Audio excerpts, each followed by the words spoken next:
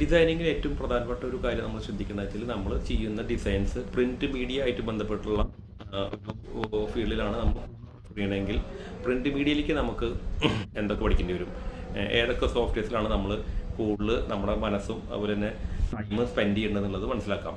ഒന്ന്, ലേഔട്ടായിട്ട് ബന്ധപ്പെട്ടുള്ള vector based ആയിട്ടുള്ള വെക്ടർ, അതുപോലെ ലോഗോസൊക്കെ ക്രിയേറ്റ് ചെയ്യുക, അതുപോലെ തന്നെ നമ്മുടെ ടെക്സ്റ്റ് എഡിറ്റിംഗ് ആയിട്ട് ബന്ധപ്പെട്ടുള്ള കാര്യങ്ങളൊക്കെ ചെയ്യാൻ വേണ്ടി കോറൽ ഡ്രോ എന്നുള്ള സോഫ്റ്റ്വെയറാണ്. കാനഡ ബേസ് ചെയ്തിട്ടുള്ള കോറൽ കോർപ്പറേഷൻ്റെ കോറൽ ഡ്രോ എന്നുള്ള സോഫ്റ്റ്വെയർസാണ് പഠിക്കേണ്ടത്.